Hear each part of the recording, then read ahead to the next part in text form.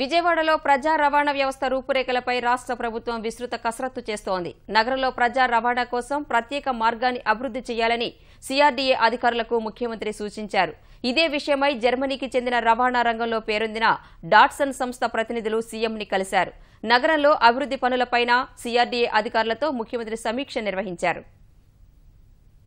విజయవాడలో ప్రజా రవాణా కోసం ప్రత్యేక మార్గం అభివృద్ధి చేయాలని సీఎం చంద్రబాబు సిఆర్డీఏ అధికారులకు సూచించారు.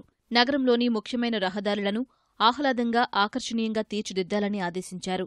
సిఆర్డీఏ పట్టణాభివృద్ధి శాఖ అధికారులతో సచివాలయంలో సమావేశం నిర్వహించారు. రైల్వే స్టేషన్, బస్ స్టేషన్ నుంచి కనకదుర్గ గుడికి వెళ్లే మార్గాలను ఆహ్లాదంగా ఆకర్షణీయంగా ఉండేలా ప్రణాళికను అమరావతి అభివృద్ధి సంస్థ ముఖ్యమంత్రి ముందుంచారు. ఈ జోన్ మొత్తాన్ని ప్రజా రవాణా కోసం ప్రత్యేకమైన వేగవంతమైన మార్గాన్ని ఏర్పాటు చేయాలని ముఖ్యమంత్రి సూచించారు.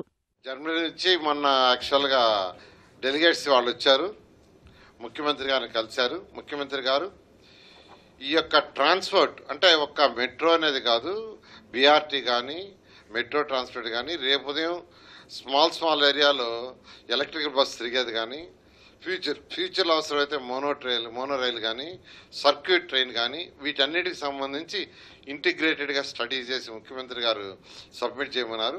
వాళ్ళు 15 రోజులు ఇక్కడే ఉండి మొత్తం విజయవాడ, గుంటూరు, మంగళగిరి, సిఆర్డీ ఏరియా మొత్తం స్టడీ చేసి ముఖ్యమంత్రి గారికి 15 రోజుల్లో రిపోర్ట్ సబ్మిట్ చేస్తారు.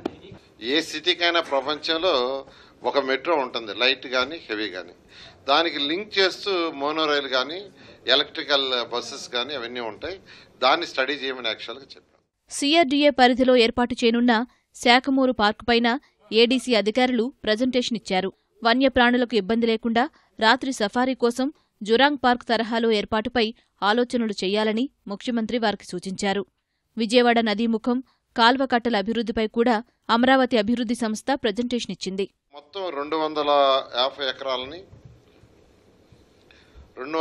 ఎకరాలని జోన్ 1, జోన్ 2, జోన్ 3, జోన్ 4 అని 4 జోన్లుగా డివైడ్ చేసి అన్ని యాక్టివిటీస్ వచ్చేటట్టుగా, అందులో అంబేద్కర్ స్టాచ్యూ వచ్చేటట్టుగా చేయబడింది.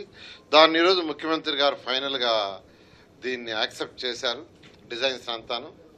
ఇమీడియట్గా టెండర్ ప్రాసెస్లో డిపార్ట్మెంట్ వాళ్ళు టెండర్ పిలిచి ఇది సంక్రాంతికి పూర్తయి జనవరి 14కి ఇనాగ్రేషన్ చేసేటట్టుగా టైం లైన్ కూడా ఫిక్స్ చేశారు. ఇదే సమయంలో విజయవాడలో ఎలాంటి ప్రజా రవాణా వ్యవస్థ అనువైనదో అధ్యయనానికి జర్మనీకి చెందిన రవాణా రంగంలో పేరొందిన డాట్సన్ ప్రతినిధుల బృందం రంగంలోకి దిగింది. విజయవాడలో మెట్రో అధికారులతో సమావేశమైన ఆయన వారితో చర్చించింది. అనంతరం సచివాలయంలో ముఖ్యమంత్రిని కలిశారు. పట్టణాభివృద్ధి శాఖ మంత్రి నారాయణ డాట్సన్ ప్రతినిధులను సీఎంకు పరిచయం చేశారు. విజయవాడకు అనువైన ప్రజా రవాణాపై డాట్సన్ బృందం 2 వారాల పాటు అధ్యయనం చేయనుంది. అనంతరం ప్రభుత్వానికి నివేదిక ఇస్తారు.